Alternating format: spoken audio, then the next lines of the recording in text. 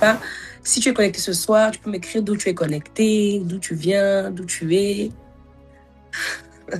de quel pays tu es. Je te laisse quelques minutes de partager le lien à une femme, dis-lui de venir, que quelque chose se passe sur la plateforme Mars au féminin, quelque chose se passe au son de la vie ce soir. Alors appelle quelqu'un. Je sais qu'une femme a besoin d'entendre ce que Dieu, je crois, a déposé sur mon cœur ce soir. Alors, appelle une femme, dis-lui, il faut que tu te connectes. Nous allons passer 1h, 1h15, un peu plus, je ne sais pas. Vraiment, waouh. Appelle une femme, dis-lui de se connecter, qu'elle connaisse le Seigneur ou pas, qu'elle soit chrétienne ou pas, musulmane, peu importe. Le thème des femmes concerne toutes les femmes. Alors, vas-y, appelle une femme. Alléluia. C'est une grande grâce et une grande joie pour moi d'être là ce soir. Merci pour l'invitation, merci pour la confiance. Merci. Je crois que c'est la 2e année où je vais venir, c'est ça? C'est la 2e année. Merci pour l'invitation, pour la confiance et pour ce programme que je crois inspiré, qui fait beaucoup de bien aux femmes. En tout cas, l'année dernière, j'avais eu beaucoup de témoignages. Donc, je crois que Dieu fait passer cette plateforme de gloire en gloire, voilà, par le Saint-Esprit. Alors, dispose de toi quelques instants et nous allons prier. Merci Saint-Esprit pour ce moment. Merci Esprit de Jésus pour ce temps. Fais-nous grâce. Remplis-nous de ta présence. Qu'elle ne nous fasse pas défaut ce soir. Nous ne te connaissons pas assez. Nous te cherchons à tâtons. Tu as dit que tu as voulu que les hommes te cherchassent en tâtonnant. C'est en tâtonnant que nous te cherchons. Et nous sommes encore là ce soir pour te chercher. Mais fais-nous la grâce de nous approcher de toi. Et toi, approche-toi de nous, Seigneur, ce soir, au nom de Jésus. Aïe, viens délivrer une femme de toute forme de lourdeur. Viens ôter le fardeau d'une femme ce soir. Nous demandons cela au nom de Jésus. Viens faire quelque chose de bien à une femme ce soir. Étends ta main. Montre-toi à nous ce soir. Viens parler au cœur d'une femme ce soir. Viens te manifester, viens te montrer. Viens déchirer le voile de l'ignorance et viens planter ta parole, celle qui restaure et qui sauve. Viens faire quelque chose dans le cœur d'une femme ce soir. Nous comptons sur toi, Esprit de Dieu. Est-ce qu'il y a une femme qui veut compter sur le Saint-Esprit ce soir? Nous comptons sur toi. Alors nous t'appelons, alors nous te recevons, alors nous t'accueillons, alors nous voulons que toi seul viennes te mouvoir parmi nous. Viens régner, Esprit de gloire, Esprit de Dieu. Nous comptons sur toi au nom de Jésus, nous avons prié. Amen. Amen. Encore peut-être une femme que tu dois inviter ce soir. Je t'invite à aller envoyer le lien. Envoyer le lien. Envoyer le lien à une femme. Nous sommes le 7 mars et donc nous sommes à la veille du 8 mars de la journée internationale des droits de la femme. Et nous allons parler des droits de la femme ce soir. Et Christine, qui est l'hôte de cet événement, m'a donné un thème. Femme, tu as des droits depuis le commencement. Et nous allons donc échanger autour de ce thème. Alors, invite encore une sœur. On est à 29. Faites monter. Dis à une femme qu'on est connectée et qu'elle ne peut pas rater ce moment. Elle ne peut pas rater cet instant-là. Fais monter. Femme, tu as des droits depuis le commencement. Waouh! Des droits depuis le commencement. Depuis que Dieu a pensé le monde, depuis que Dieu a pensé la femme, il nous a donné des droits. Voyez-vous, la plupart des civilisations, la plupart des cultures, la plupart des générations même, ont toujours eu tendance à avilir la femme. Quelquefois, quand on est né en Afrique, on pense toujours que c'est en Afrique que les femmes n'ont pas de mots à dire, qu'elles ne peuvent pas diriger, que les femmes en Afrique élèvent les enfants parfois seules, que les femmes sont rejetées, que les femmes sont excisées, que les femmes sont violées dans des familles africaines. Combien de fois il y a des viols sur des femmes et même les mamans, les mères, les tantes leur demandent à ces jeunes filles de se taire et de ne pas dire. Beaucoup de femmes sont victimes de tabous dans les familles africaines. Mais quand on voyage, quand on vient en Occident, on se rend compte qu'en fait, finalement, les femmes, elles vivent aussi les mêmes choses, mais de manière différente. Elles vivent les mêmes choses. Lorsqu'on embauche une femme et un homme à un même poste, aujourd'hui, nous tous, nous savons que les femmes ont un salaire beaucoup plus inférieur à celui de l'homme, pourtant avec les mêmes tâches au travail. Amen. Lorsque on va dans certaines sphères d'influence, on se rend compte que les femmes sont encore mises de côté. Et quand on va en Amérique, aux États-Unis, on rencontre les mêmes choses. On va en Asie, c'est pareil. Toutes les cultures, tous les continents, toutes les traditions, toutes les générations ont toujours essayé d'avilir la femme, de l'empêcher de s'exprimer, de retenir son droit. Voilà pourquoi elles ont lutté pendant au moins une centaine d'années, soit 70 ans exactement, pour obtenir des droits, le droit de vote. Non, d'abord, la femme a d'abord dû avoir le droit à l'instruction. Parce que lorsque l'école arrive, sachez-le, ce sont les hommes qui ont le droit d'aller à l'école. Les femmes n'y ont pas droit. Donc, elles ont lutté pour avoir le droit à l'instruction. Oh oui. Elles ont lutté pour avoir le droit de vote, le droit de travailler, le droit d'avoir un salaire. Celle qui travaillait, c'est le mari qui avait le salaire. Et le premier travail qui était autorisé aux femmes, c'était que femme de ménage, voyez-vous. Ensuite, c'était nourrice. Elles ont donc combattu depuis des générations pour trouver leur place dans la société. Mais c'est glorieux parce qu'on se rend compte qu'en une centaine d'années à peu près, aujourd'hui, les femmes font exactement la même chose que les hommes, voire plus. C'est-à-dire qu'elles ont tellement lutté qu'en 100 ans juste d'existence, c'est pas en un siècle à peu près, les femmes aujourd'hui sont pilotes d'avion. Elles ont les droits que les hommes. Il y a encore des domaines dans lesquels c'est compliqué, mais voilà, les femmes ont eu ces droits. Et c'est pour ça que le monde s'arrête le 8 mars pour parler de la journée internationale des droits de la femme. Amen. Et si tu es là ce soir, j'aimerais maintenant commencer mon message. Je crois que c'est une portée prophétique que j'annonce ce soir. Aujourd'hui, je ne parle pas seulement aux femmes. Aujourd'hui, je veux parler à des destinées. Je parle à des porteuses de vie.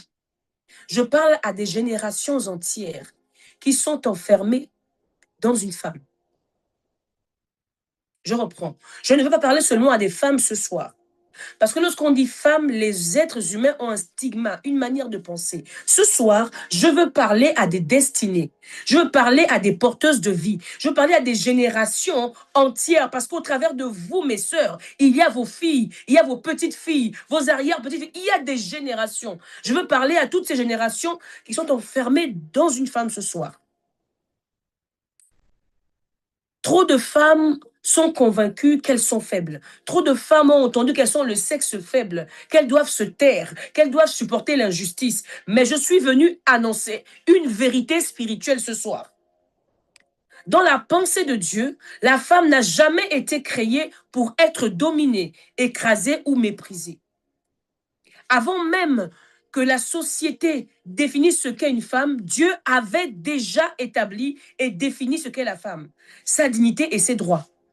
Je suis venue rétablir la vérité au sujet de la femme.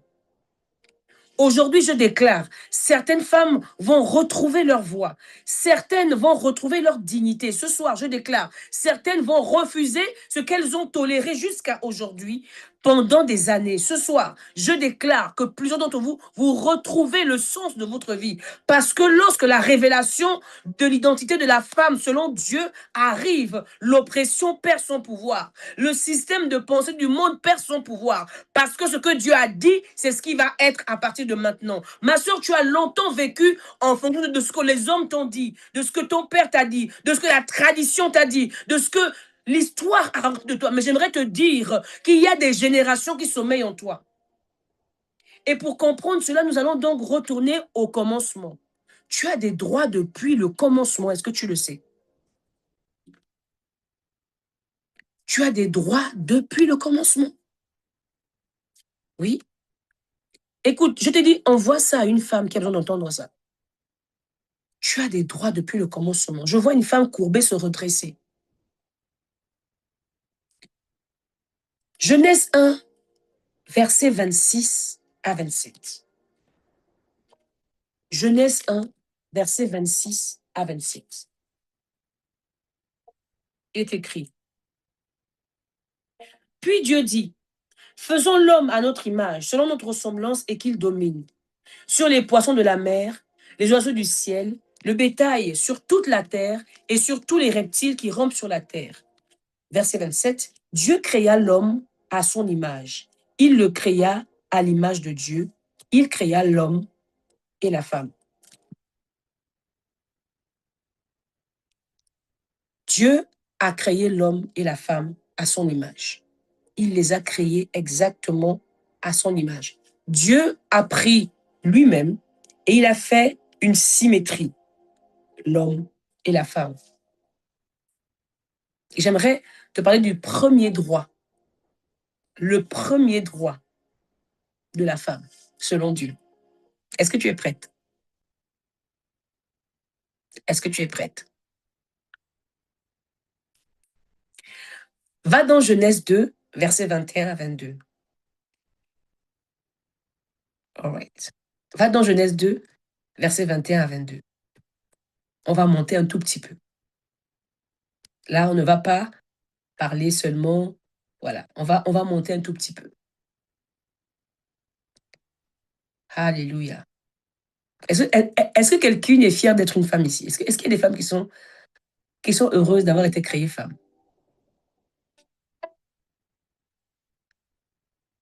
En tout cas, moi, je vous assure, c'est une grâce d'être créée femme. Vous n'avez même pas aidé, c'est une grâce. Regarde, je lis la parole. Genèse 2, verset 21-22, il est écrit. Oh Seigneur, merci. 21 à 22, il est écrit, je lis. Hop. Alors l'Éternel Dieu fit tomber un profond sommeil sur l'homme, qui s'endormit. Il prit une de ses côtes et referma la chair à sa place. Verset 22. Dieu forma une femme de la côte qu'il avait prise de l'homme et il l'amena vers l'homme. Comment Dieu a formé la femme? Écoute-moi. Dieu fit tomber l'homme dans un profond sommeil. On va décortiquer la parole. On va aller dans la Bible hébreu. Fit tomber, faire tomber, vient d'un mot que l'on traduit par chuter.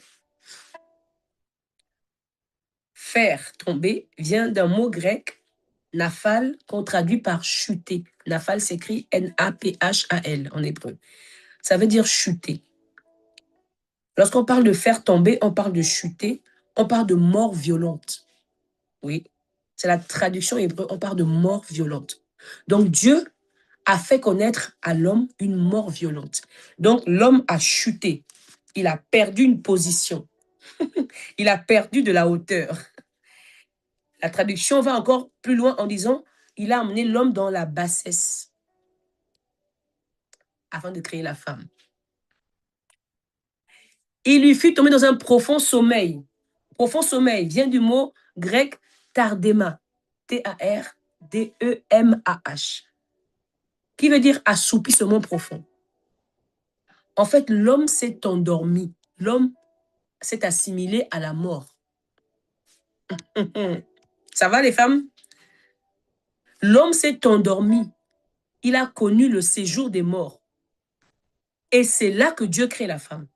Dieu prend une côte, il le fait perdre de dimension, il chute, il va dans les bassesses, Dieu prend la côte et ramène la femme dans les hauteurs pour la créer. Est-ce qu'il y a une femme ici? Dieu a mis l'homme dans une forme de mort pour sortir la femme. Il fallait que la femme fasse la rencontre avec Dieu, qu'elle reste avec Dieu dans les hauteurs de sa présence. La rencontre la plus importante d'une femme, c'est lorsque Dieu l'a créée. Ton premier droit en tant que femme, est-ce que tu veux le connaître?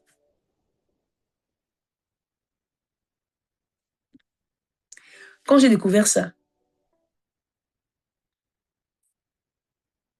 même une mauvaise parole de mon mari ne me touche pas. Ça ne me blesse pas mon âme. Ou un manque d'attention, ou c'est fini, ma soeur. Il faut être délivré.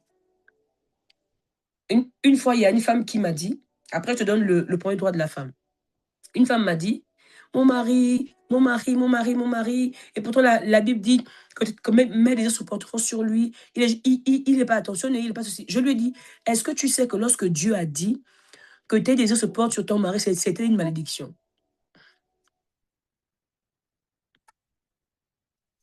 C'était la malédiction. Tes désirs ne se portent pas sur ton mari, ils se portent sur la présence de Dieu, sur Dieu. Le premier droit d'une femme, selon Dieu, c'est le droit d'être dans la présence de Dieu. Le premier droit d'une femme,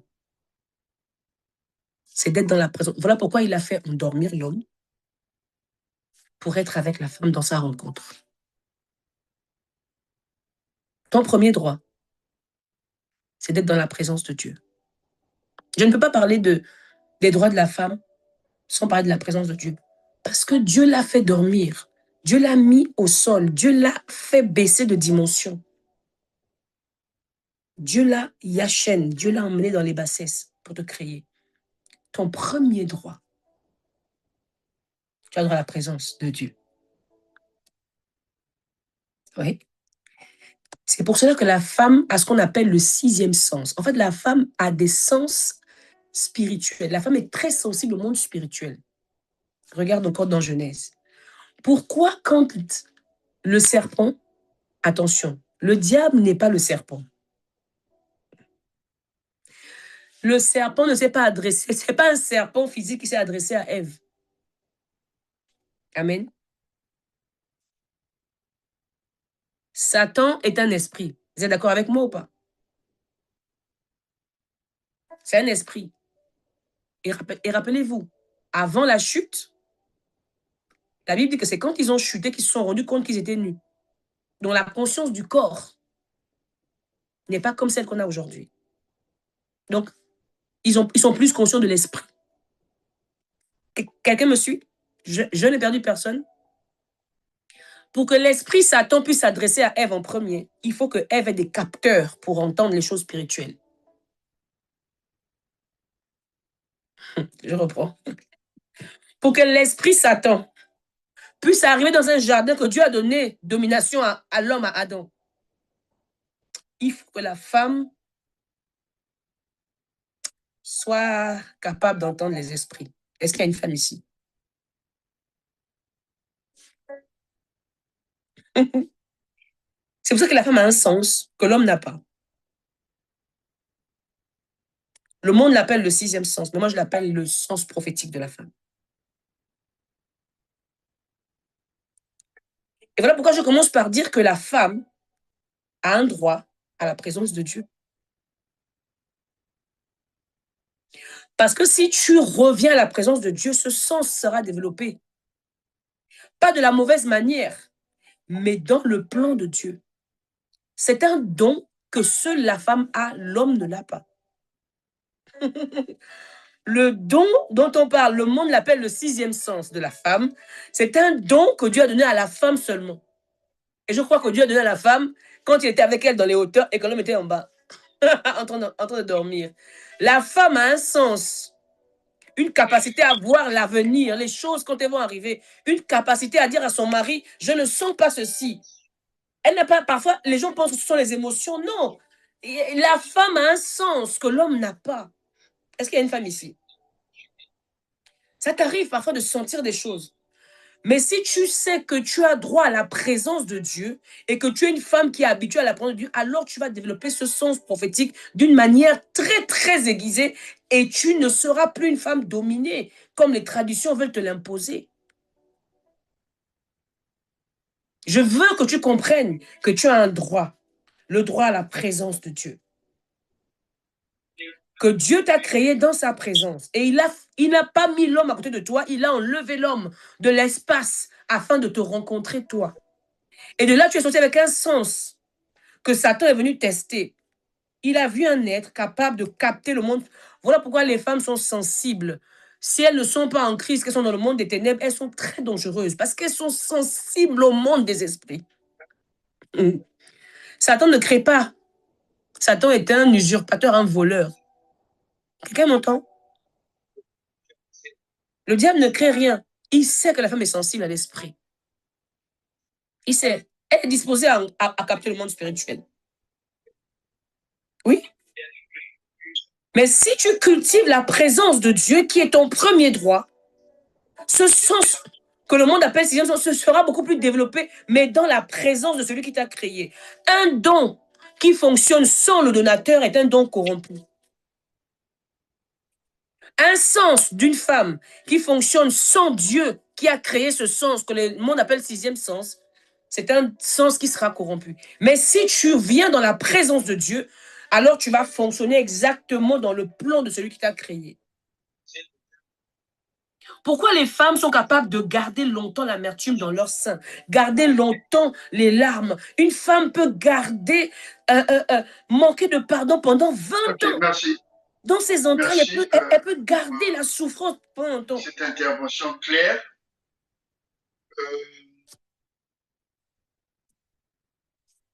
Pourquoi les femmes peuvent garder ces choses pendant longtemps? Elles sont appelées à porter. Mais moi, je te demande maintenant de reconvertir ce sens prophétique que tu as naturellement en cultivant la présence. Et tu peux la garder. Tu peux garder la promesse de Dieu pendant longtemps. Tu peux garder la présence de Dieu. Tu peux persévérer pendant longtemps. Les femmes sont remplies de douleur, de rejet, de colère, de haine, de manque de pardon. Parce qu'elles ont quitté la présence.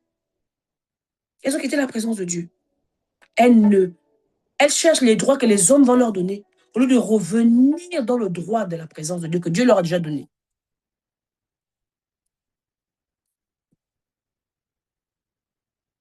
Est-ce qu'il y a une femme qui veut revenir à la présence de Dieu ce soir? Est-ce qu'il y a une femme qui est consciente que Dieu l'a créée dans sa présence et que c'est ton premier droit? C'est ton premier droit. J'aimerais parler de d'autres choses, mais j'insiste beaucoup sur la présence de Dieu parce que c'est ça la clé de toute liberté. Si tu veux quitter le rejet, tu veux avoir de toi une image, celle que Dieu a de toi, l'identité que tu as de toi. Si tu veux sortir de ces choses, reviens dans la présence de Dieu. Reviens dans la présence de Dieu. C'est là qu'il t'a créé. C'est là que les fardeaux tombent. C'est là que les lourdeurs tombent. C'est là que l'amertume du cœur tombe. C'est là que le rejet d'un époux tombe. C'est là que les souffrances du cœur tombent. C'est là que Dieu te guérit, te restaure dans sa présence. Oh oui. La femme est la porte de l'humanité. La femme est la porte de l'humanité. J'entends que quelqu'un me dire, mais pour qu'une femme puisse avoir un enfant, il faut qu'il y ait un homme. Non. Marie n'a pas eu besoin d'homme. Je suis en train de te dire que la femme est la porte de l'humanité. Marie n'avait pas besoin d'homme pour concevoir Jésus le Messie. La femme est la porte de l'humanité. Eh oui, la femme est la porte de l'humanité. La femme est le projet de Dieu. Pourquoi le Seigneur compare la femme à son Église? Why? Pourquoi? Le droit ultime de la femme, c'est un droit à la présence de Dieu. Alors exagère dans la présence de Dieu. Alors va dans la présence de Dieu. Demeure dans la présence de Dieu. Cherche le cœur de Dieu. Plie-toi dans sa présence. Prosterne-toi, couche-toi. Qu'est-ce que tu n'as pas? Qu'est-ce que tu attends? Tu as le droit à la présence de Dieu. Il n'y a aucune femme qui ait eu recours à la présence de Dieu, qui n'ait vu une situation changer. La présence de Jésus, c'est ce qu'il te faut. La présence de Dieu. Est-ce que tu as une femme comme la femme samaritaine dans Jean 4, qui avait plusieurs maris? Tu as besoin de la présence de Dieu. Est-ce que tu es cette femme comme dans Jean 8, cette femme pécheresse, adultère qu'on a emmenée à Jésus et qu'on voulait lapider selon la loi de Moïse? Jésus a dit que celui qui n'a jamais couché avec elle lui jette la pierre. Les générations ont toujours voulu ravilir les femmes. Moïse même a écrit une loi pour lapider une femme. Il a oublié l'homme l'homme avec lequel cette femme était dans l'adultère. Mais c'est la femme qu'on devait lapider. J'aimerais te dire que Jésus n'a pas lapidé cette femme. Quel genre de femme es-tu? Retiens que le premier droit de la femme, c'est d'avoir accès à la présence de Dieu. Oh, j'ai envie même de dire que quand un homme et une femme prient, je ne sais pas si il y a des gens qui ont dit ce soir, mais Dieu aime la prière des femmes. Oh, parce qu'elles sont sensibles. Elles sont beaucoup plus sensibles. Elles captent beaucoup plus vite l'atmosphère. Elles rentrent beaucoup plus rapidement. Oui.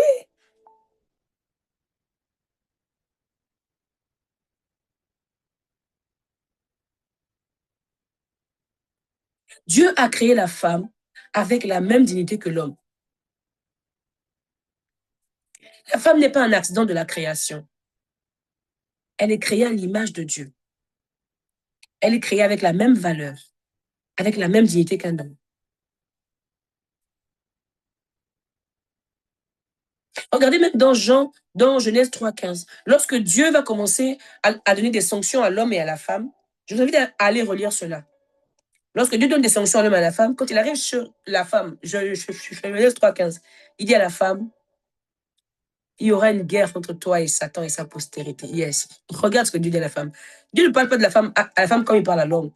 Il dit, c'est vrai, il te blessera le talon, mais toi, tu vas lui écraser la tête. C'est aussi un droit. Tu as le droit d'écraser la tête du serpent. C'est le droit que Dieu donne à la femme. C'est pas à l'homme que Dieu donne ça, c'est à la femme. Regarde ce que Dieu dit quand Dieu n'est pas content et que Dieu donne des sentences à l'homme et à la femme. Regarde ce que Dieu dit à la femme. Il dit à la femme que de toi sortira une postérité qui va écraser la tête du serpent. Dieu nous a assuré une postérité. Bien, mais dans la Bible, il n'y a pas d'autre prophétie. La seule prophétie, c'est celle de Jésus. C'est notre postérité.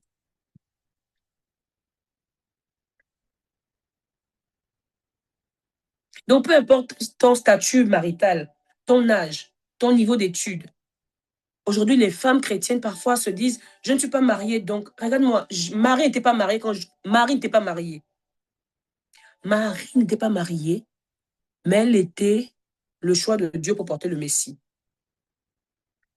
Dieu n'a pas besoin du mariage pour faire de toi quelqu'un de grand. En fait, ce n'est pas le mariage qui va t'épanouir. Tu peux demander le mariage et te marier et ne pas, dans ton mariage, faire la volonté de Dieu, en fait. Ce n'est pas le mariage. Les femmes qui accomplissent leur but, ce n'est pas parce qu'elles sont mariées. Elles accomplissent leur but parce qu'elles ont compris que Dieu leur donne accès à sa présence et qu'elles aussi, elles ont leur part à jouer dans l'histoire de l'humanité, c'est tout. C'est tout. Tu penses que si Joseph avait répudié Marie, Marie n'aurait pas porté Jésus. Mais si, c'est pas le mariage. C'est pas le mariage qui te définit, ma soeur. C'est pas vrai.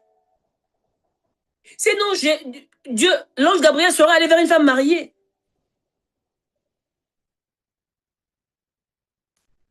L'ange Gabriel est allé vers une vierge. Une femme qui ne connaissait pas d'homme, qui n'était pas mariée.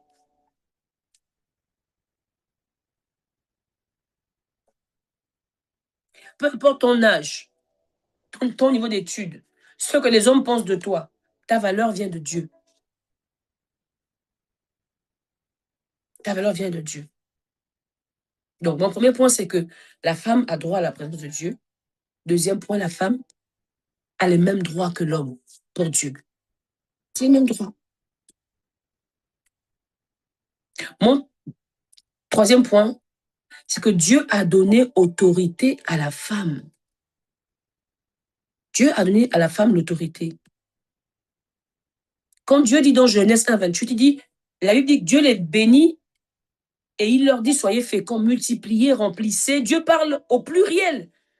La terre est assujettissée. Il ne parle pas à l'homme, en fait. Donc, le mandat de dominer n'est pas seulement donné à l'homme. Soyez féconds. Il parle à vous. Il parle à deux personnes. Il dit, hommes et femmes, soyez féconds. Il parle aux deux. Ça signifie quoi? Que les deux ont le droit de diriger, d'entreprendre, d'influencer. C'est ça que Dieu dit. D'impacter, de se multiplier, les deux. De remplir la terre et d'assujettir les deux. Dieu ne dit pas, Adam, tu vas dominer. Non, non. Il parle aux deux. Il parle aux deux.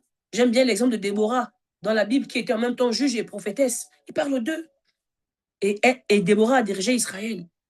Donc, le mandat d'influencer, de dominer, d'entreprendre, de régner, de faire connaître la culture du royaume de Dieu a été donné à l'homme, mais aussi à la femme. Mais aussi à la femme. Et Jésus, ce sera mon quatrième point, peut-être le dernier, Jésus a restauré la dignité de la femme. Jésus l'a fait. Il a fait. Quand Jésus arrive, il utilise les femmes. Les femmes, déjà, la femme, dans Jean 4, on a cette histoire de la femme samaritaine. Dans Jean 8, on a la femme prise en flagrant des délits d'adultère. Regarde comment Jésus les traite. Marie de Magdala, la première évangéliste, c'est Marie de Magdala, témoin de la résurrection. Marthe de Béthanie, Marie de Béthanie, elle a été enseignée par Jésus. Là où la religion veut rabaisser la femme et lui donner une petite place à un endroit, Jésus restaure la femme. Jésus restaure la femme. J'aime bien souvent prendre cet exemple dans la chambre haute. Ils étaient 120. Mais il n'y avait que 12 autres disciples d'ailleurs, puisque Judas était parti. C'est après qu'on a fait le tirage au sort de Judas, de Thomas. Ils étaient que 11 hommes. Mais le reste, c'était des femmes. Le reste, c'était des femmes. Quelqu'un m'entend? Quand on dit les 120 dans la chambre haute, fais le calcul, fais 120 moins 11. C'était des femmes. C'était des femmes.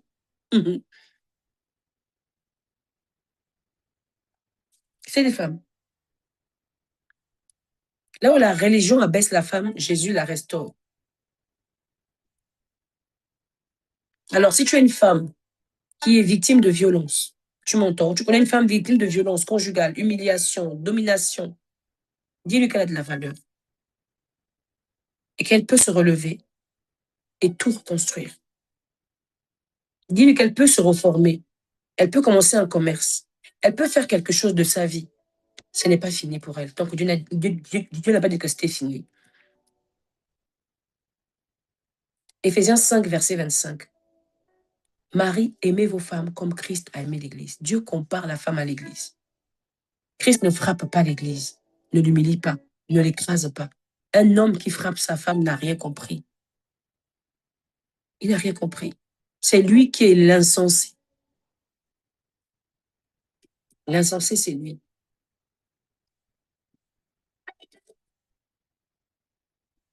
Donc, je veux aujourd'hui déconstruire ce qui existe dans la manière de penser de beaucoup de femmes. Beaucoup de femmes disent, je suis incapable, j'ai déjà 5 enfants, je peux plus me former, je dois tout supporter, je n'ai pas vraiment de valeur. J'entends trop de femmes qui ont ce genre de pensée sur elles. Je vais déconstruire ces mensonges de l'ennemi. La révélation de la parole est claire, elle donne de l'intelligence maintenant. Jean 8, 32 dit, vous connaîtrez la vérité et elle vous affranchira. Affranchir veut dire libérer. Que la vérité de la parole vous libère de toute forme de chaîne qui ont voulu emprisonner vos vies et vous faire croire que vous ne pouvez pas y arriver et vous faire croire que votre rêve d'enfant, vous ne pourrez jamais le réaliser. Écoutez-moi très bien, même si tu as 10, 15 enfants, 20 enfants, tu peux te relever, femme, parce que tu as accès à la présence de Dieu, la présence qui transforme tous les hommes, qui est capable de changer un destin et te faire tourner à 180 pour retrouver le vrai chemin de ton destin. Va dans cette présence-là. C'est la clé de ta délivrance. Une femme qui prie est capable de changer l'atmosphère d'une nation. Une femme qui prie est capable de changer l'atmosphère d'une famille. Une femme dans la présence de Dieu est capable de bouleverser. De bouleverser. Une femme qui connaît ses droits spirituels devient dangereuse pour l'ennemi. Elle devient dangereuse pour toute forme d'injustice. C'est ce que Esther a fait. Elle a sauvé son peuple parce qu'elle connaissait ses droits. Déborah a dirigé une nation. Une femme qui connaît ses droits. Et le premier droit dont je te parle ce soir, c'est le droit à la présence de Dieu. Je t'assure, le droit à la présence de Dieu. Dieu va torturer tes adversaires lui-même. J'ai le témoignage d'une femme que j'ai suivie dans les années, maybe 2016-17 à l'école biblique. Son mari était un occultiste. Occultiste dans le Maïkari. Elle est venue me voir, elle m'a dit, pour toi, c'est facile de dire. que Dieu restaure les foyers parce que ton mari est un homme de Dieu. Je lui ai dit, je t'assure que Dieu restaure. Si tu es une femme de la présence de Dieu, aucun esprit ne peut tenir. Arrête de chasser les démons. Sois d'abord une femme qui craint Dieu dans ta maison. Si ton mari t'attend dans la colère, manifeste de l'amour. Il t'attend dans le rejet, manifeste de l'amour. Respecte-le, honore-le comme Dieu le demande. Cet homme découchait tout le temps. Il sortait, il rentrait à 4 h du matin, 2 h du matin. Et un jour, je lui ai dit, quand il rentre, fais-lui à manger. Lève-toi, serre-le. Comme s'il n'était pas allé dehors et rentré aller voir des maîtresses. Fais-le. Elle l'a fait une fois. Elle l'a fait 2 fois. Elle l'a fait 3 fois. Au bout de certain temps, l'homme était déstabilisé dans la maison. Déstabilisé dans la maison. Le monsieur qui rentrait à 2 h du matin, sa femme se levait pour lui servir à manger, le laisser manger, débarrasser. Il a commencé à dormir seul dans le salon. Ça a commencé à le traumatiser lui-même. Je lui ai dit, tu vois, maintenant qu'il médite, il rentrait tôt du travail. Lui qui, depuis des années, ne rentrait pas tôt du travail. Il lui parlait mal. Il portait des mains sur elle. Je lui ai dit, c'est maintenant que ta prière aura de l'effet. Parce que tu t'es aligné avec la parole de Dieu. Si lorsqu'il hausse le ton, toi tu hausses le ton, tu parles le langage du diable, écoute-moi très bien. Retour à l'envoyeur, ce n'est pas le langage du royaume de Dieu. Back to the sender, ce n'est pas le langage du royaume. Ce n'est pas une arme de Dieu. J'ai découvert que l'amour, c'est l'arme de Dieu. Quand quelqu'un t'envoie du feu, manifeste de l'amour. Jésus dit, tu allumes ainsi des charbons ardents sur sa tête. Si tu fais le combat spirituel de la même manière que eux, ils font le combat spirituel, tu vas... C'est toute une vie de combat. Hein. Toute une vie de combat. Toute une vie de combat spirituel, tu vas le faire. Les chrétiens utilisent les mêmes armes que les occultistes. Ils envoient des flèches. Toi aussi, tu envoies des flèches. C'est pas comme ça qu'on fait le combat spirituel. Moi, je prie. Tu m'envoies des flèches. Je dis, Seigneur, je rends grâce à Dieu pour la personne derrière cet esprit qui est venu m'attaquer. Je demande que la présence de Dieu le remplisse là où il est. Et si j'ai fait l'erreur de te voir, je cite ton nom dans la prière. Je t'assure.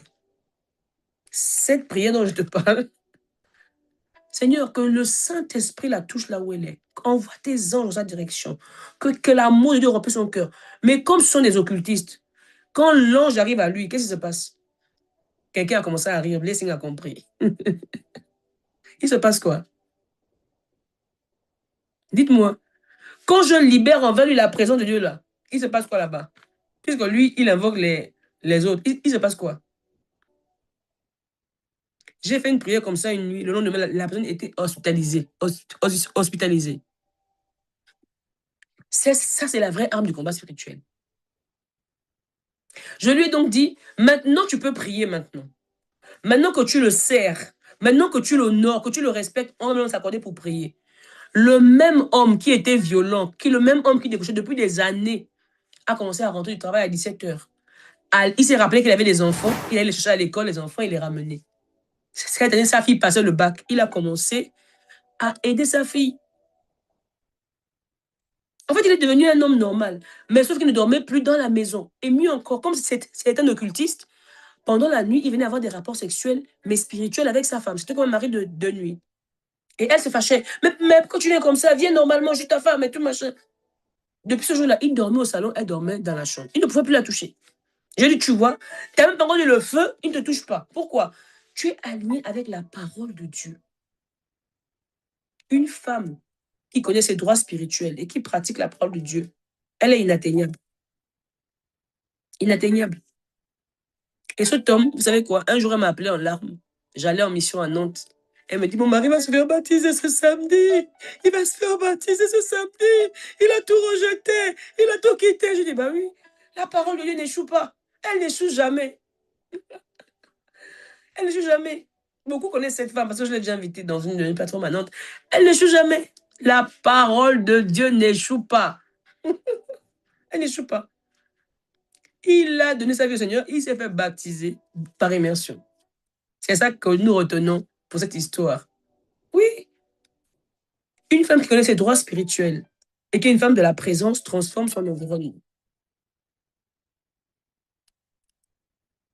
Mais une femme qui ignore qui elle est, une femme qui ignore qu'elle a droit à la présence de Dieu, qui au lieu d'aller parler à Dieu, va parler aux hommes, cherche des gens dehors pour plaider sa cause, va toujours être victime d'injustice. Mais celle qui connaît son identité change l'histoire. Tu peux finir de manière forte. Tu peux finir de manière forte. Tu peux changer de posture aujourd'hui. Aujourd'hui, quelque chose peut se passer. Que toute femme qui a été humiliée retrouve ce soir sa dignité au nom de Jésus. Que toute femme qui a été réduite au silence retrouve le son de sa voix au nom de Jésus. Que toute femme qui a été acceptée, qui a accepté l'injustice, retrouve le courage de dire non au nom de Jésus ce soir. Parce que Dieu ne t'a pas créé, la femme, elle ne t'a pas créé pour survivre. Il t'a créé pour régner, influencer, manifester montrer sa gloire aux hommes et dominer. Galates 3, verset 28, je termine par ça. Galates 3, 28, il est écrit, « Il n'y a plus ni homme ni femme, car vous êtes tous un en Jésus le Christ. » Je vois des femmes libres ce soir. Des femmes de la présence de Dieu. Est-ce qu'il y a des femmes de la présence de Dieu ici? Tu as un droit à la présence. Yes, tu as droit à la présence. Tu as droit à la présence. Alors va dans la présence, exagère dans la présence, je t'assure. Développe le seul don que toi seul as, qu'aucun homme n'a. Développe-le au contact de la présence de Dieu. Développe ce don prophétique. C'est un temps de prophétesse. Si. Développe ce don. Va dans le monde spirituel. Tu sais, le monde spirituel, c'est le monde qu'on ne peut pas tromper. Vous voyez, ce soir, on peut mettre une perruque, mettre un make-up, et puis on va dire, ah ouais, elle était jolie, tu vois. Mais dans le monde spirituel, il n'y a pas de make-up. On te voit tel que tu es. Et qu'est-ce qui te garde dans le monde spirituel? C'est la présence de Dieu. Parce que tu es présente dans la présence de Dieu. Tu es une femme de la présence de Dieu. La Bible dit que nous sommes assis dans les lieux célestes en Jésus le Christ. Mais il y a des femmes, leur fauteuil spirituel est vide. Parce que ce n'est pas des femmes de la présence de Dieu, tout simplement. Donc, quand on regarde leur ciel est vide. Elles n'occupent pas leur place.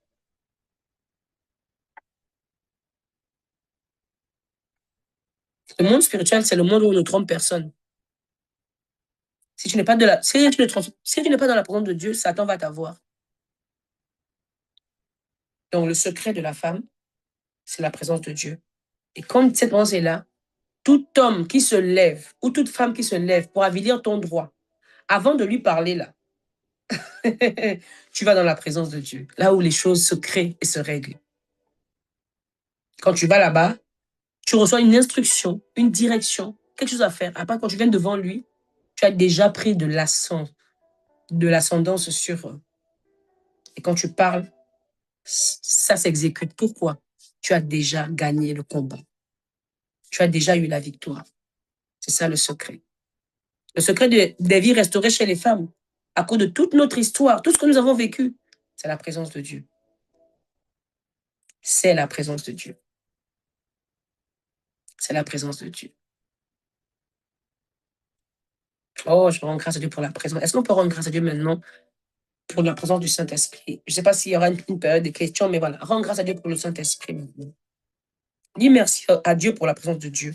Est-ce qu'il y a une femme ici qui ne connaît pas Jésus? Est-ce qu'il y a une femme qui est connectée? Tu n'as pas l'habitude de prier. Tu ne parles pas au Saint-Esprit. Tu n'as pas de relation avec Dieu. Ce dont je parle te semble étranger. Si tu es ici, je veux voir oui dans le chat. J'aimerais te conduire à ce que tu puisses toi aussi activer cette présence dans ta vie. Est-ce qu'il y a une femme ici? Si tu es là, dans le chat, mets-moi oui. Tu as besoin. Tu n'as pas d'intimité avec Dieu. Tu ne pries pas. Quand je parle de la présence de Dieu, ça ne te dit rien du tout parce que tu ne sais pas de quoi on parle. Mets-moi dans le chat. Et que tu veux aujourd'hui activer cette présence-là. Parce qu'on va demander maintenant au Saint-Esprit de nous remplir. Si tu veux activer cette présence maintenant, dis-le moi. Tu veux activer la présence de Dieu. Je ne sais pas si tu sais lever la main dans le chat. Je veux prier avec toi. Parce que tout ce que je dis ne va pas te concerner. Ça va te concerner. Tu ne pourras pas l'expérimenter. Si tu es là et que tu veux, oh wait. S'il n'y a pas de main, ça veut dire que toutes les femmes ici, moi, que Dieu bénisse.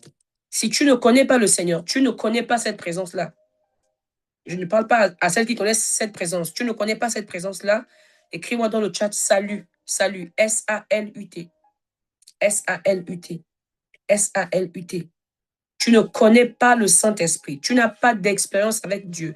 Tu ne sais même pas parler à Dieu. En fait, tu vis loin de Dieu.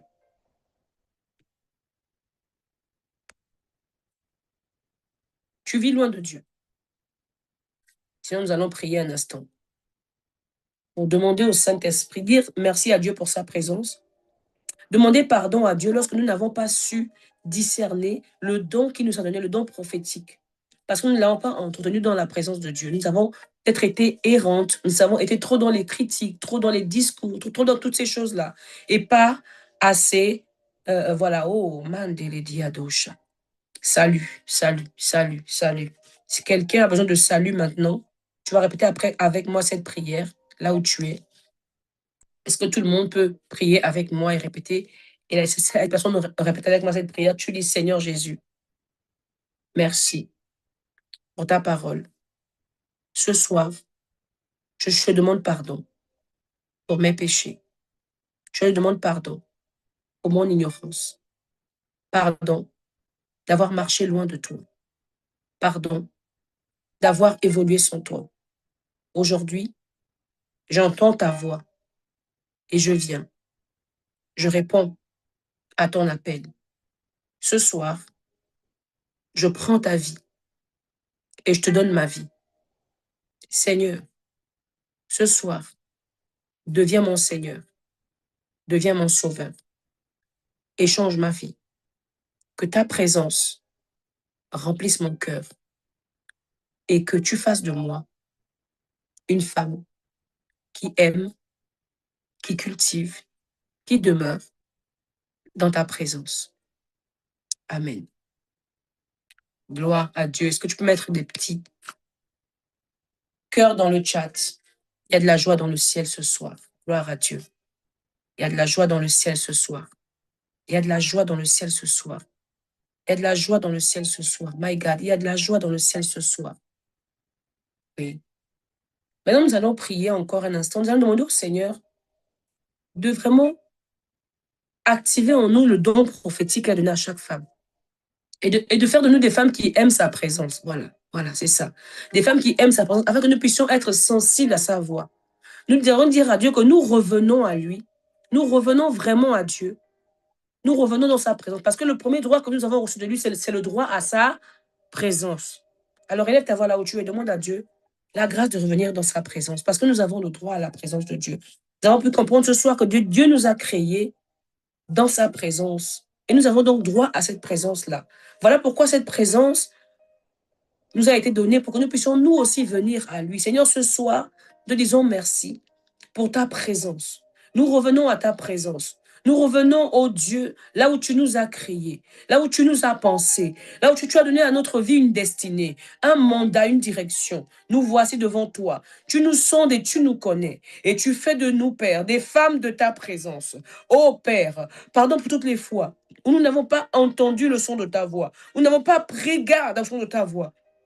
Et nous avons quitté ta présence, au lieu de venir dans ta présence. Ce soir, nous revenons à ta présence. Et nous déclarons que le don que tu as donné à chaque femme, le don que le monde appelle le sixième sens, le don prophétique, ce soir est activé à nouveau, afin que nous puissions, au nom de Jésus le Christ, entendre le son de ta voix. Nous réactivons nos sens spirituels, afin de t'entendre, de t'entendre. Père, là où avant nous entendions Dieu, et qu'aujourd'hui nous n'entendons plus, que nos sens s'éveillent, nous nous reconnectons à ta présence ce soir, et c'est elle qui nous transforme. Oh Père, c'est elle qui nous change, c'est elle qui nous transforme. Dans le nom de Jésus, fais de nous des femmes de ta présence.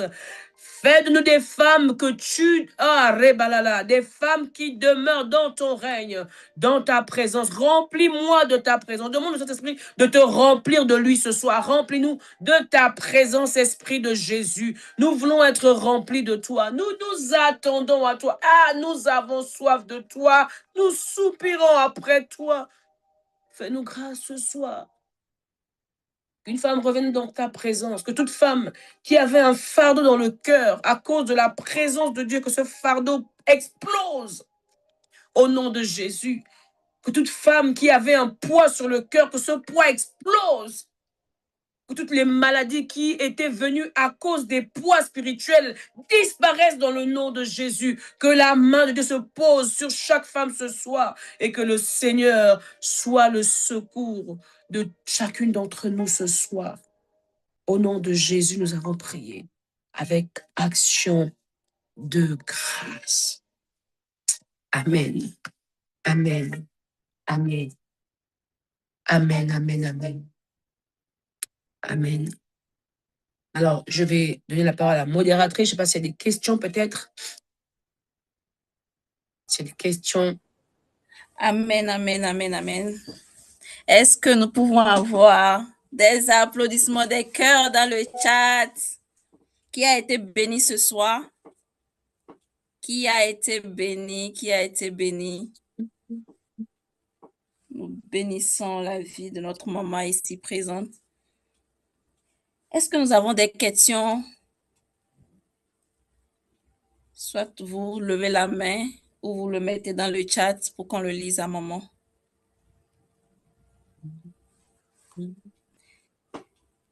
En tout cas, qui a été béni, qui a été béni. Moi, j'ai été puissamment béni. J'ai pris beaucoup de notes.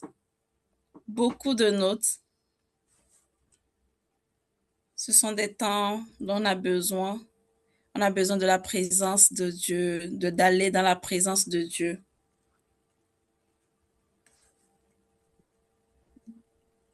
Est-ce qu'on a des questions? Chère dame, est-ce qu'on a des questions?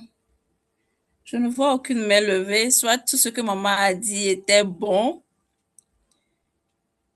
Nous nous sommes nourris de la nourriture spirituelle. Je vais un peu regarder dans le chat. Maman, nous avons une question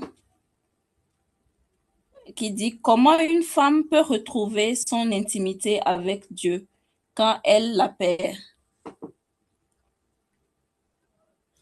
Comment une femme peut retrouver son intimité avec Dieu quand elle la perd?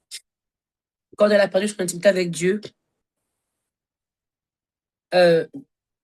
l'une des choses qu'il faut comprendre, c'est qu'il faut être discipliné avec Dieu. Dieu n'est pas dans le... Comment je peux dire ça? Dieu n'est pas dans la quantité de prières. Dieu est dans la qualité.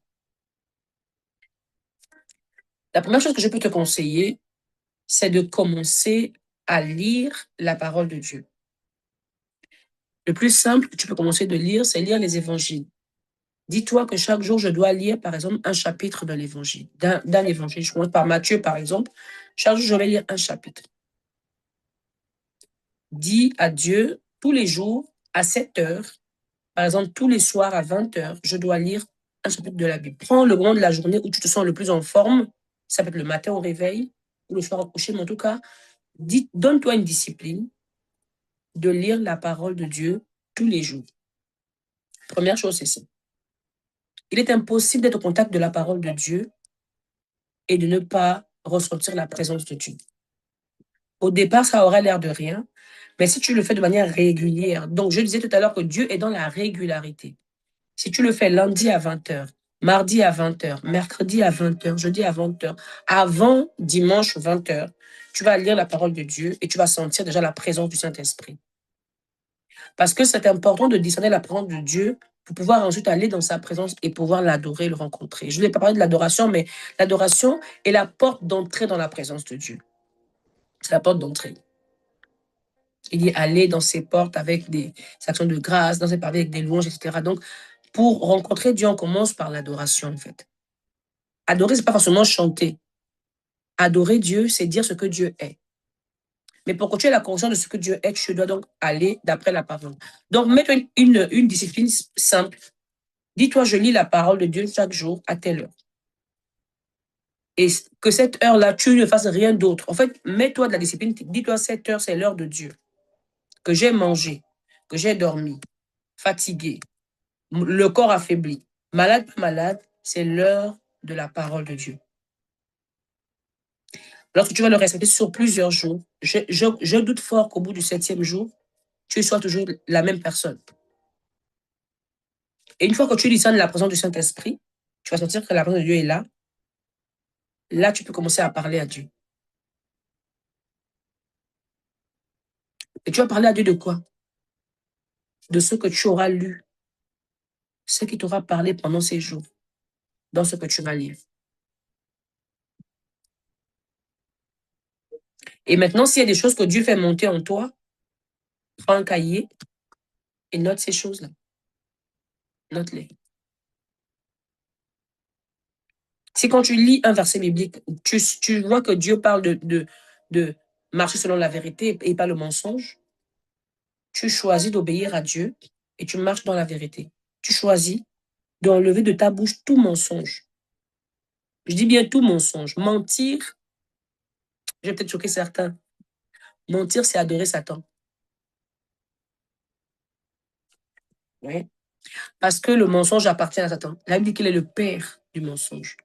Donc, quand quelqu'un ment, c'est exactement la même chose que l'on fait quand on se prosterne devant le diable. C'est la même chose. Il n'y a pas de différence. Donc, enlève le mensonge de ta bouche si Dieu te dit de ne pas mentir et parle selon la vérité. Lorsque tu pratiques la parole de Dieu, tu t'alignes avec sa pensée, plus tu peux ressentir cette présence. Et cette présence, c'est ça qu'on appelle la soif de le rencontrer. Quand on perd l'intimité avec Dieu, ça veut dire qu'on a commencé à désobéir à Dieu, en fait. C'est pas le jour où on se rend compte qu'on a perdu l'intimité avec Dieu qu'on l'a perdu, non. On a commencé depuis longtemps. Dieu nous demande de faire quelque chose, on ne le fait pas. On désobéit, notre sensibilité diminue. Dieu parle, on n'obéit pas, on perd la sensibilité. Il va arriver un moment où tu n'entends plus rien. Comment retrouver l'intimité avec Dieu? Après sa parole et surtout obéir à ce que Dieu dit. La désobéissance. Ce n'est pas que Dieu n'est plus là, Dieu est là. Dieu est toujours présent. La Bible dit qu'il est omniprésent, il est omniprésent, il est là. Mais c'est toi qui n'es plus connecté. Parce que la désobéissance ferme l'oreille spirituelle. Donc, lorsque tu liras la parole de manière régulière, ce que Dieu te dit de faire, fais-le. Obéis à la parole. Et quand tu recommences à obéir à la parole, qu'est-ce qui se passe? Ton oreille spirituelle commence à s'aiguiser à nouveau, à entendre Dieu. Entendre Dieu, entendre Dieu. Et quand tu vas sentir cette présence t'envelopper, tu vas voir, ce n'est plus un effort de prier ou d'adorer. Ce n'est pas un effort. Il faut qu'il y ait cette présence parce que c'est elle qui nous porte et qui nous emmène dans la présence de Dieu. Quand je parle de la présence de Dieu et que je dis que j'aime cette présence et que je peux rester dedans 2 heures, 3 heures, 4 heures, 5, 6, toute une nuit, c'est parce qu'il y a une soif, il y a quelque chose qui me porte. Ce n'est pas humainement faisable, en fait. Humainement, je ne peux pas me lever pour dire je vais prier toute la nuit et ne pas dormir. Ce n'est pas vrai, en fait. Mais il faut que quelque chose me porte. Mais cette chose-là, comment est-ce que je l'entretiens? Oui, c'est la soif de Dieu. Mais ça c'est le Saint-Esprit qui fait ça. Mais cette soif vient comment? Parce que régulièrement, je suis au contact du son de la voix de Dieu. Le son de la voix de Dieu. Donc, quand je lis la parole régulièrement, à un moment donné, la parole de Dieu me remplit. Et quand elle me remplit, maintenant, je peux aller dans cette présence-là et j'y reste jusqu'à ce que...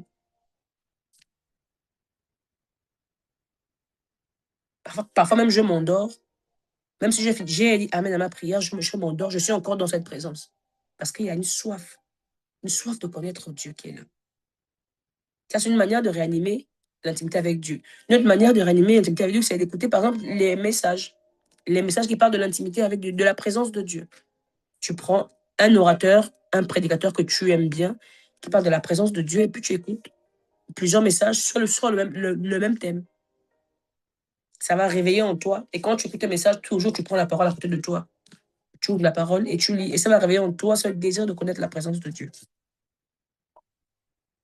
Mais encore une fois, ce qui nous porte dans notre temps d'intimité personnelle, c'est cette soif qui nous envahit autour. C'est le Saint-Esprit qui vient, qui prend le relais, et là, on est capable d'accomplir des choses qu'on ne pourrait même pas accomplir naturellement. Voilà, j'espère que la personne qui a posé la question a une réponse qui convainc. Je ne sais pas c'est qui, mais si ça te convainc, tu peux mettre un oui dans le chat. Merci beaucoup, maman. La prochaine question, maman, dit comment une jeune femme dans l'Église peut s'exprimer quand elle pense vivre des abus de la part des frères, sœurs ou leaders dans l'Église.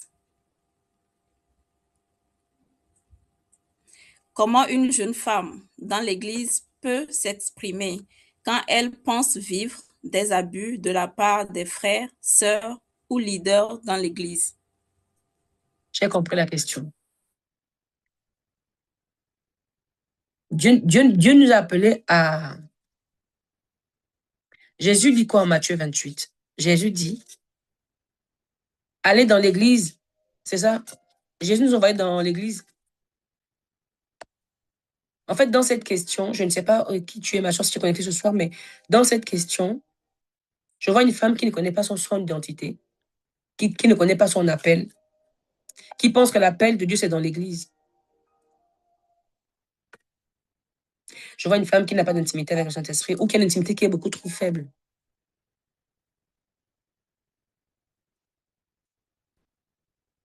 Qu'est-ce qu'elle appelle abus? Parce qu'aujourd'hui, notre génération met beaucoup de mots dans abus. Il y en a qui prennent pour un abus parce qu'on lui demande de s'asseoir à gauche et pas à droite.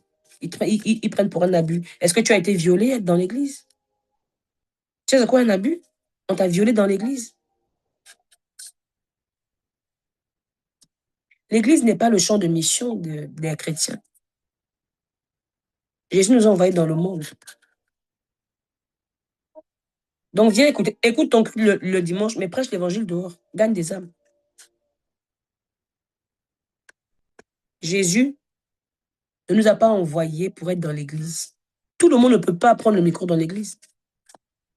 Le micro, c'est pour le pasteur. Une église, un berger. La rue est un lieu de ministère. Ton école, là où tu étudies à l'école, si tu es une jeune fille, que tu vas à l'école, ton travail, c'est un lieu pour sauver des âmes.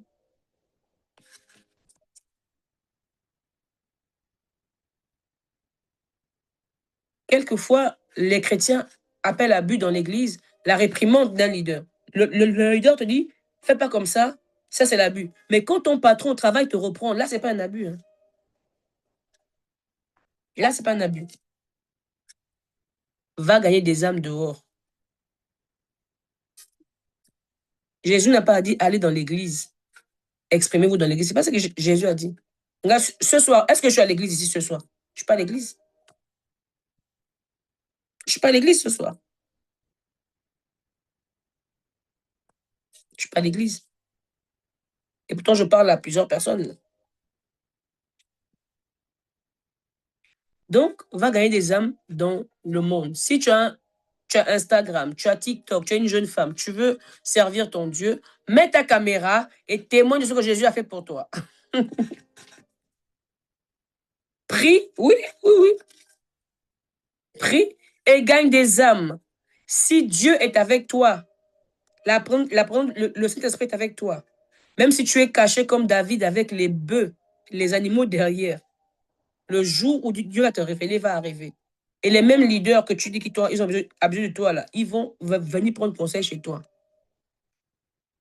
Le problème, ce n'est pas les autres. Le problème, c'est toi et la lecture que tu fais de ce que les autres te disent et te font.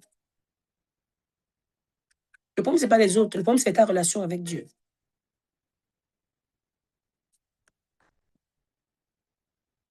Je peux te faire mon propre témoignage. J'ai jamais voulu être dans le micro à l'église. À chaque fois que je suis arrivée devant, c'est parce qu'on est venu me chercher derrière, dans un endroit où j'étais cachée. J'ai toujours voulu être cachée, en fait. La première église où j'ai chanté devant les gens, c'était dans mon pays d'origine. Moi, j'étais à l'évangélisation. L'évangélisation dans les lycées, dans les collèges. C'est là-bas que je prêchais l'évangile dans les marchés. J'étais dans le groupe qui évangélisait dans les marchés, dans les collèges et dans les lycées. Je partais là-bas pour évangéliser. Donc, je n'étais pas connue à l'église. À l'église, je venais juste m'asseoir le dimanche et puis je prêchais. Et puis, je faisais mon culte, je prenais la Sainte Seine et puis je rentrais chez moi.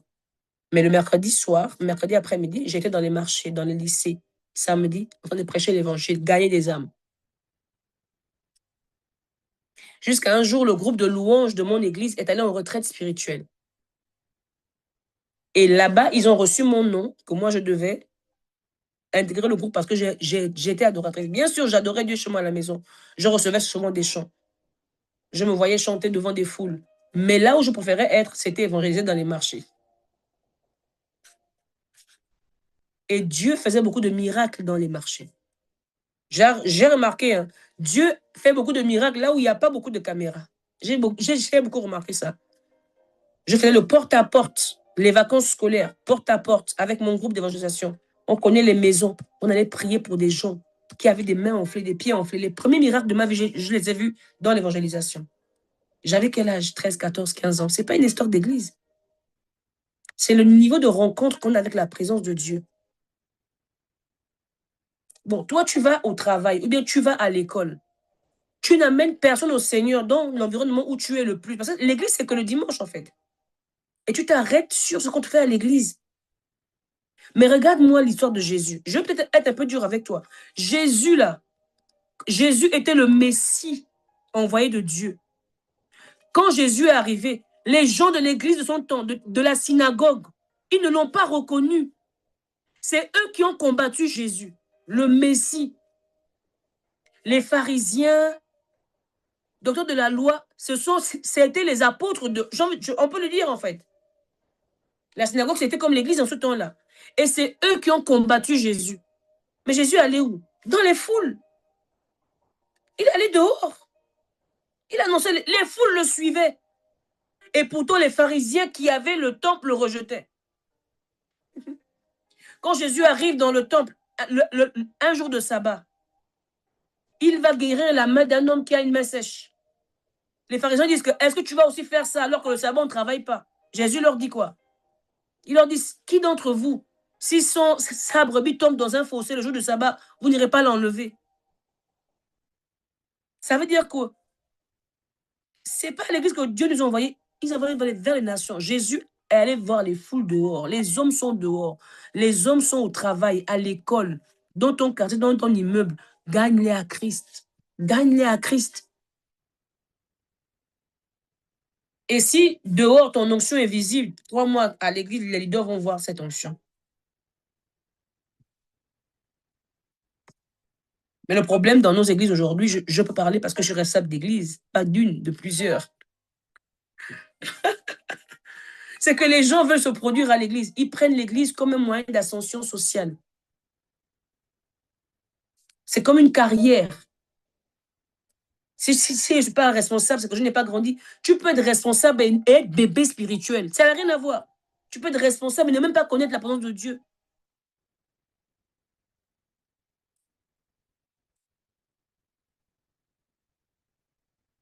Tu peux être responsable à l'église et ne même pas capable de chasser un démon. Mais moi, j'ai vu ça. Responsable. Un démon manifeste, il fuit. J'ai vu ça. J'ai vu ça. Un responsable à l'église, le démon manifeste, il taille, il fuit, il recule. Et toi qui n'es pas responsable, tu viens, tu chasses le démon. Ce n'est pas une histoire d'être à l'église. Quel abus.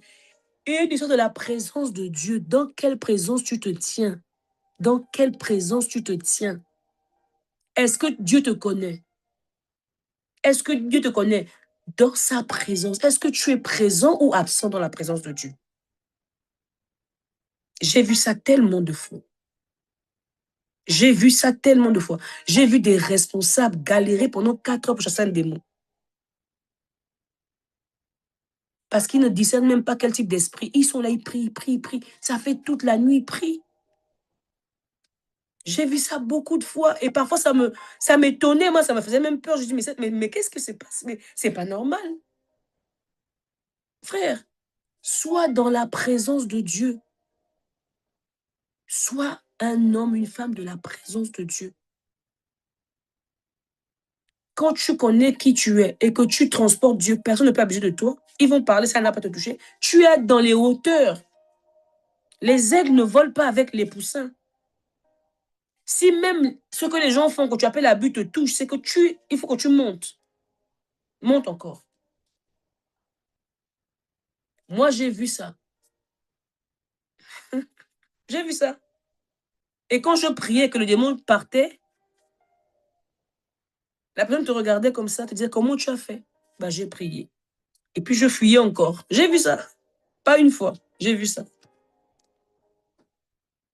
J'ai vu ça. J'ai vu ça. J'ai vu. C'est pour ça que je parle de la présence de Dieu. La présence de Dieu. La présence de Dieu. C'est le trésor des fils de Dieu. Dieu ne connaît que ceux qui sont dans sa présence. Ça, je vous le dis. Dieu ne connaît que ceux qui sont dans sa présence. Ma question, es-tu présent dans la présence de Dieu? Sois une femme de la présence. On sert Dieu, pas d'abord à l'église.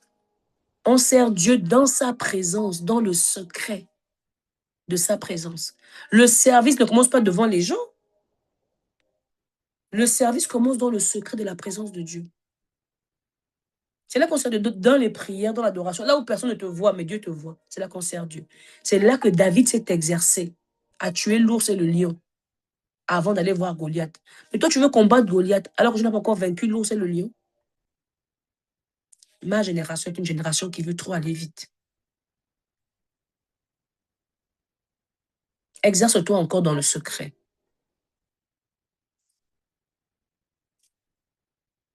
Exerce-toi dans le secret. C'est soit les leaders n'ont pas encore vu ce que tu transportes, soit ces leaders-là sont certainement des gens possédés par des démons. Mais si toi, tu transportes Dieu, ça va s'éclaircir. Donc, je t'invite, ma sœur, à aller chercher davantage Dieu. Fais-toi des campagnes de prière personnelles. Disparais parmi les hommes, mais apparaît dans le ciel. Apparaît dans le ciel. Amen. Je ne sais pas s'il y a d'autres questions.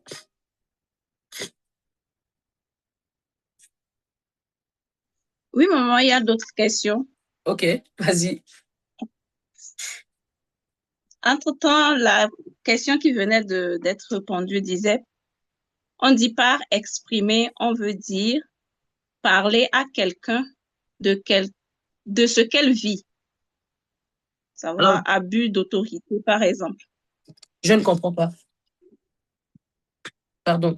Je pense qu'on va Je ne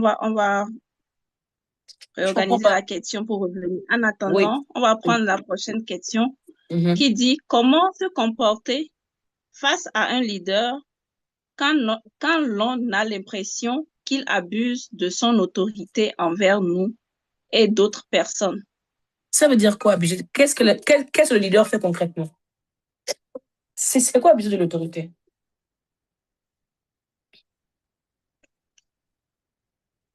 Peut-être qu'il a une suprématie sur ses fidèles. Je comprends pas. Si je veux bien Il faut donner comprendre. des faits, en fait. OK. Il faut donner des faits. Parce que si quelqu'un est dans un abus, si c'est un abus sexuel, la police règle ça, en fait. Si c'est un abus, alors, est-ce que la personne te demande de donner tout ton argent? C'est ça que je veux comprendre. Parce que les abus sont punis par la loi. Hein. Tous les abus sont punis par la loi. Donc, il faut que tu arrives à le démontrer juridiquement que c'est un abus. Alors, tu portes plainte. Ça, parce qu'on est chrétien, Quand on n'est pas intelligent, j'entends souvent des gens qui me disent, oui, il disait qu'il fallait donner 10 000 euros, je donnais 10 000 euros. Mais tu n'es pas obligé, en fait. Tu as un cerveau, tu réfléchis, tu n'es pas obligé. Peu importe qui te parle, en fait. Soit quelqu'un, tu transportes Dieu. J'ai déjà entendu des personnes qui mettent une pression dans l'église, donne l'offrande. Mais moi, je n'ai jamais fait ça. Je n'ai jamais été embarqué dans ce genre de choses, en fait. Parce que c'est pas parce que je suis chrétienne que je n'ai plus de cerveau, que je réfléchis plus. Et puis, en plus de ça, ne transférez pas à l'homme de Dieu, je fais comme ça parce que je ne connais pas trop le contexte de la personne qui pose la question, ne transférez pas au pasteur la capacité d'entendre Dieu pour vous. Quand on parle de la présence de Dieu, tu peux entendre Dieu toi-même, en fait. Souvent, les personnes parlent d'abus d'autorité lorsque, comment dire, l'autorité décide pour toi, en fait. Mais personne ne décide pour toi, en fait. Le pasteur est là juste pour donner des conseils. Les pasteurs, ils suggèrent, ils n'obligent pas.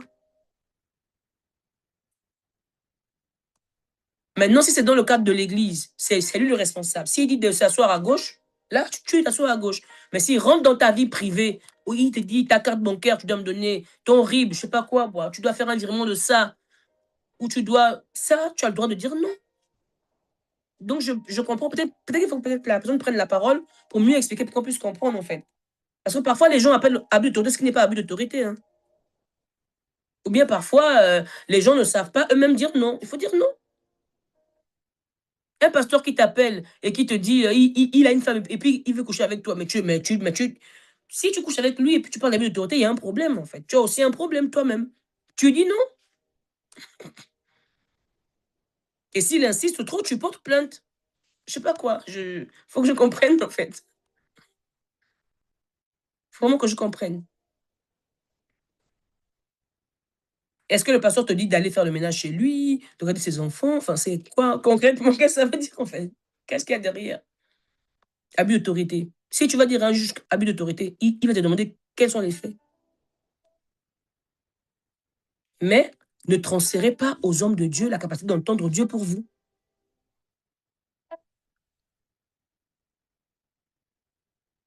Ne transférez pas aux hommes de Dieu cette capacité-là. Vous-même, vous devez entendre Dieu pour vous-même. Vous devez lire la Bible et scruter les Écritures pour voir si ce qu'on vous enseigne est conforme à la parole de Dieu. Les hommes de Dieu ne sont pas... je sais pas moi, c'est pas eux Jésus. Hein. Ce sont des hommes qui peuvent se tromper aussi. Ils peuvent se tromper. Par exemple, les leaders, ce sont des hommes en construction. Ils peuvent se tromper. Mais si vous avez une intimité avec Dieu, si vous lisez la parole vous-même, vous saurez savoir si ce qu'on vous enseigne est conforme à la parole de Dieu. Je ne sais pas si ça répond à la question. Oui, maman, ça répond à la question. Elle dit, c'est plus sur cette décision, droit sur la vie de cette disciple. Tu as le droit de dire non. Les bergers d'église sont là pour suggérer des choses. Mais par contre, quand tu dis non au choix, à la suggestion d'un leader ou d'un pasteur, je ne sais pas qui tu es, après, tu assumes les conséquences de ton choix. Ce n'est pas les pasteurs qui choisissent, par exemple. Je prends l'exemple du mariage. Moi, je vais prendre cet exemple parce que c'est un exemple que je rencontre beaucoup. Dans l'église, par exemple, un frère qui aime une sœur et puis veut se marier, il veut forcément que le pasteur donne son avis là-dessus. On n'a pas d'avis à donner là-dessus. Tu épouses qui tu veux. Mais par contre, le pasteur peut te suggérer pour dire attention. Je pense peut-être que cette personne n'a pas encore telle maturité. Ou bien cette sœur doit encore travailler ça. Ou bien ce frère a encore un problème par rapport à ça. Mais tu es libre de l'épouser ou pas. Mais maintenant, quand tu l'épouses et que tu vas voir ce qu'on t'avait prévenu, il ne faut pas accuser le pasteur. C'est toi qui as fait le choix. C'est toi qui as fait le choix. Et ça, je l'ai vu. Quelques fois, je l'ai vu. Heureusement, pas trop de fois, mais je l'ai vu quelques fois. Attention, vous voulez vous marier, il y a ça à travailler. Non, mais on y va. Bah, vous y allez. Dans le mariage, quand ils arrivent là-bas, ils boivent la coupe. Hein. Ils boivent la coupe. Quand ils viennent après, je dis, moi, je peux rien. Je t'ai prévenu, je vous ai prévenu que ça, il fallait travailler ça, il fallait travailler. Donc, travaillez-le. Et ça ira mieux. Mais tu as le droit de dire non à un choix que tu ne veux pas. Donc, ça ne concerne pas l'Église ou comment organiser l'Église. Parce que organiser l'Église, ça requiert du berger, du responsable. C'est lui le responsable de l'Église. Donc, dans l'Église, il demande que les choses soient à gauche, à droite, etc. On respecte cet ordre-là. Mais quand ça sort du cadre de l'Église et que ça concerne ta vie privée, tu as le droit de dire non. Et pour ça, tu lis les Écritures. Tu lis les Écritures. Les pasteurs sont là pour suggérer, ils ne sont pas là pour imposer. Ce n'est pas du tout ça le berger. Le berger suggère. Il n'impose pas. Mais par contre, quand il conseille, il n'oblige pas. Tu es libre de prendre ou de ne pas prendre. Et la décision que tu prends, c'est toi le responsable. Si tu prends une mauvaise décision et qu'après tu as les conséquences, tu n'accuseras personne. Ça, c'est important à retenir. On est chacun responsable de nos choix. Le pasteur n'est pas responsable du choix de quelqu'un. Tu es libre de faire tes choix et tu es libre aussi de les assumer jusqu'au bout.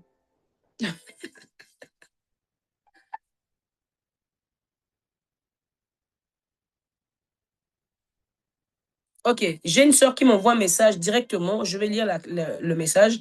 Bonsoir, ma question est celle-ci. Tu passes le test et il y a un nombre limité. On vient vous proposer de payer 100 $ pour qu'on affiche ton nom sur la liste. Tu es maintenant enfant de Dieu, de telles pratiques peut se définir comme corruption ou pas, sachant que c'est le système de votre pays. Ah d'accord, ça n'a rien à voir avec l'Église, c'est ça? Ce que tu m'as écrit, ça n'a rien à voir avec l'Église?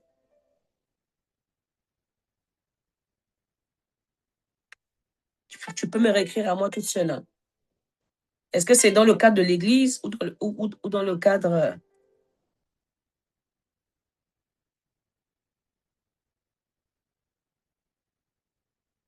Je crois que ce n'est pas dans le cadre de l'Église. Ça semble être un test, peut-être pour un concours ou quelque chose comme ça. Est-ce que les 100 $ qu'on te demande de payer, est-ce que les 100 $ qu'on te demande de payer, c'est quelque chose qui est connu dans le sens où c'est des frais d'inscription ou bien, je ne sais pas moi, des frais de traitement de dossier, ou c'est vraiment quelque chose qui est, non, en dehors, c'est-à-dire ça n'a rien à voir avec, ok. Et les personnes qui demandent les 100 $, est-ce qu'ils te donnent un document écrit? Un document écrit? Non. Est-ce que plusieurs autres personnes savent qu'on demande ça, qui passent aussi le même concours? Oui. Est-ce que l'administration au-dessus de vous sait ça, qu'on demande ces 100 $ là?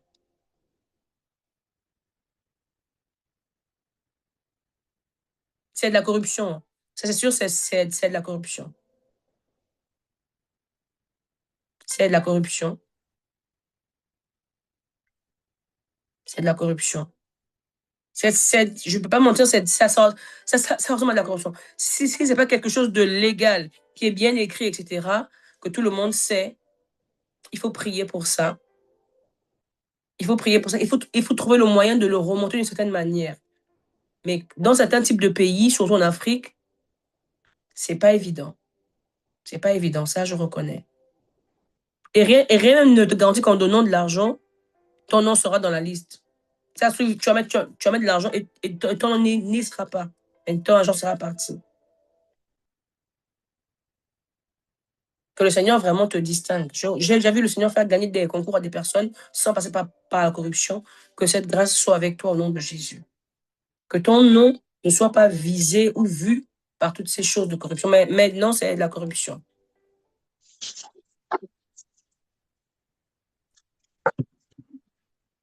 C'est de la corruption. Est-ce qu'il y a d'autres questions? Non, il n'y a plus d'autres questions. OK. Il n'y en a plus. J'aimerais quand même finir par ce petit conseil à beaucoup. Je pense qu'on a beaucoup de chrétiens ce soir. Cette histoire d'abus dans nos... En fait, pour ceux qui sont en France, c'est quand même assez... il faut que je trouve les bons mots pour vraiment emmener le sujet, mais dans les églises en France, aujourd'hui, il y a vraiment une vraie persécution. Une vraie persécution. Le diable a décidé de décimer les églises de jeter le discrédit sur les hommes de Dieu, sur ceux qui servent sur l'autel, avec des campagnes de dénigrement sur tous les réseaux sociaux. On le voit. Et malheureusement, les chrétiens ne comprennent pas que c'est une attaque de l'ennemi. Aujourd'hui, beaucoup de chrétiens pensent qu'ils peuvent mieux diriger l'Église que les pasteurs. Ils se mettent sur les réseaux sociaux, on le voit, ils parlent, etc. C'est des chrétiens qui manquent de maturité. Ils manquent beaucoup de maturité et ils sont dans le vent, ils sont dans le vent de cet esprit de discrédit-là sur les hommes de Dieu, sur l'autoritaire en fait. Cet esprit-là s'est beaucoup accentué depuis les dernières Jeux olympiques où on nous a montré une image où on a coupé la tête comment ça s'appelle? De la figure d'autorité, là. Comment ça s'appelle? C'est la tête de Marianne, je crois, c'est ça. Ça c'est beaucoup accentué dans les églises, en fait. Cette capacité à penser qu'on peut diriger mieux l'église que le pasteur ou à amener un esprit revendicateur dans les églises. Et c'est vraiment le diable qui est derrière ça, en fait. Le diable qui est derrière ça. C'est une œuvre démoniaque, ça vient de l'enfer, c'est une attaque sur les églises, particulièrement en France. Vraiment, en France, c'est ça. Merci beaucoup de Marie-Antoinette. Merci. Vous voyez? Et vous devez avoir la lecture spirituelle des temps dans lesquels nous sommes. L'Église n'est pas une démocratie. L'Église du Christ n'est pas une démocratie. L'Église n'est pas gérée par le peuple. L'Église est gérée par les apôtres, par les prophètes, par les ministères. Éphésiens 4, verset 11. Et le diable veut nous faire croire qu'aujourd'hui, c'est le peuple qui doit élire les pasteurs. Ce n'est pas la démocratie, l'Église. C'est Dieu qui choisit ses oins et il les place devant. Premièrement, c'est ça. Bien sûr, il y a des abus partout. Même dans l'Église catholique, il y a des abus. Il peut y avoir des abus. Parfois, ce qu'on appelle abus peut ne pas être un abus. Ce que Paul va appeler abus, André l'appellera pas abus. André l'appellera discipline. Et puis, parfois, ce sont des abus. Ça, mais ça reste l'Église de Christ. Et nous avons un rôle d'intercession et de prière.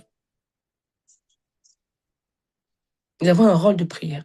Si tu vois un leader qui, pour toi, manifeste de l'abus, la première chose que tu dois faire, c'est de prier pour cette personne-là. Et si tu n'arrives pas à connecter avec le pasteur de l'église, tu changes d'église tout simplement, en fait. Va dans une autre église où il n'y aura pas ça. Que Dieu te montre une autre église où il n'y aura pas ça, en fait. Mais j'ai quand même remarqué que ces derniers temps, il y a beaucoup de chrétiens qui accusent tout le monde. En fait, si on les écoute, on fermerait toutes les églises, en fait. Et quelquefois, ce qu'ils appellent abus, c'est juste parce qu'on leur demande d'être disciplinés. Quelqu'un a appelé abus il y a quelques années parce qu'on l'a repris, on l'a mis sous discipline parce qu'ils étaient fiancés et ils couchaient ensemble, rapport sexuel, et ils servaient dans l'église. On les a convoqués, on a parlé avec eux, ils ont d'abord nié, puis finalement ça a été découvert, on a su, ils ont été sous discipline et ils ont appelé ça abus. Ils ont quitté l'église et après ils ont divorcé. Vous voyez, ils appellent ça abus parce qu'ils ne veulent pas être disciplinés en fait. Aujourd'hui, quand on me dit la parole de Dieu, quand on me dit vraiment ce que la parole de Dieu dit, hein, les gens appellent ça abus. Quand on dit à un chrétien qu'il faut que tu te lèves pour prier le matin, tu ne peux pas sortir de chez toi sans prier. Il trouve qu'on rentre dans sa vie privée alors qu'il faut qu'il prie. Pour vaincre, il faut avoir une vie de prière.